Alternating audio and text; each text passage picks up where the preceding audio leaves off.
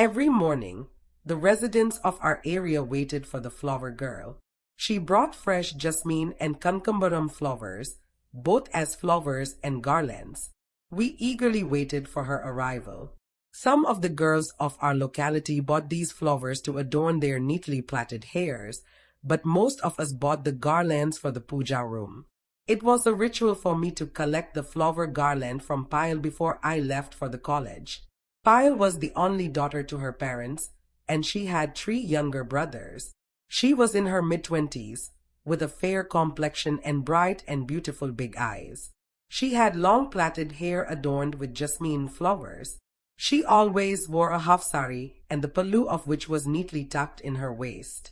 Both her wrists were decked with colorful glass bangles, which made a rhythmic music resonating with her walk. One day, just out of curiosity, I asked her, "Why do you wear so many bangles?" The ladies in this area recognized my arrival with the sound of my glass bangles, she said with pride. "Don't you like the bangles on my hands? Aren't they pretty?" "Yes, of course. They look beautiful," I said, touching the bangles on her hand. "Then, don't you hear the tinkling sound of these bangles when I come with the flowers?" asked Payal with a twinkle in her eyes. She gently removed my hand from the bangles. She deliberately made them make more sound by shaking her hands, gazing at me. "Yes, I do recognize you from the tinkling of your bangles," I admitted the fact. Payal was the only vendor who was allowed to come inside our housing colony.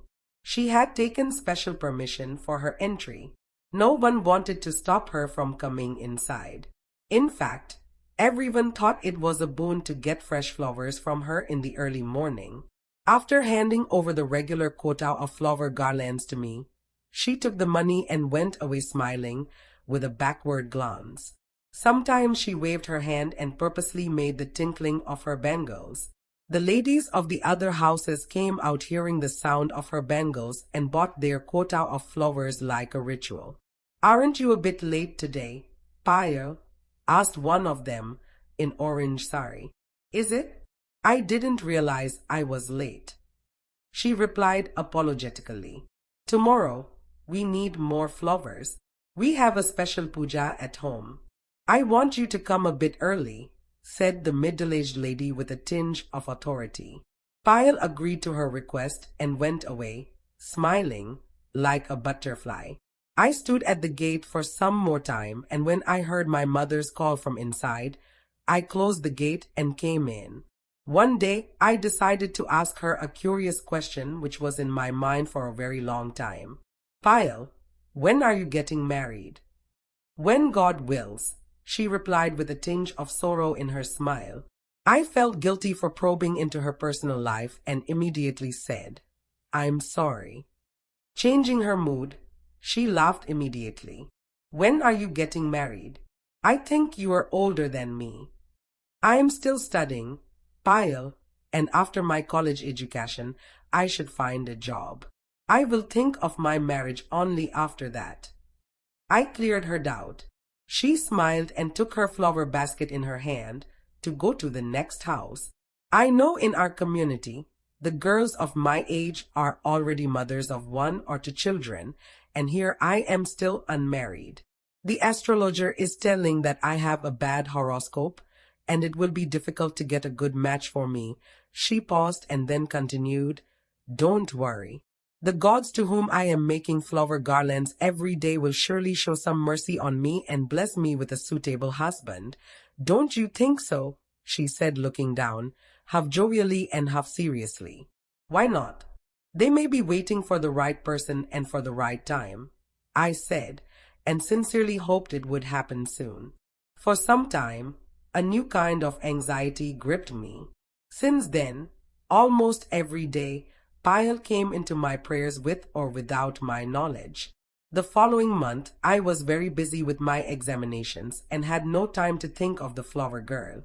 My mother continued buying the flower garlands from Payal and chatted with her for a minute or so every day, without fail.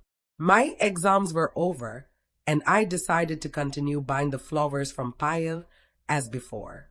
As usual, At the doorway, I waited for the tinkling of her glass bangles to open the gate for her.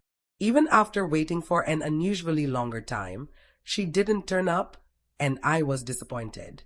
I don't know what has happened to Payal. She didn't come today. We have to manage the puja with whatever flowers we have in the garden, I said, turning my face towards the door so that my mother could hear me. Ah, Sita, I forgot to tell you that Payal won't be coming to our place with flowers now.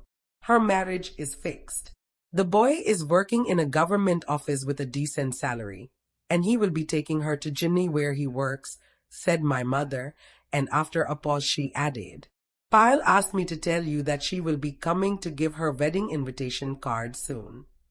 My mother was also equally excited to tell me the news. As I pictured Payal in her bridal costume, decked with flowers and glass bangles, walking as a shy bride behind her groom, I remembered her firm faith in the idols of gods to whom she had made innumerable flower garlands over the years. Thank you. If you like the story, please remember to give a like and share it to your friends. Please consider subscribing to get more such stories.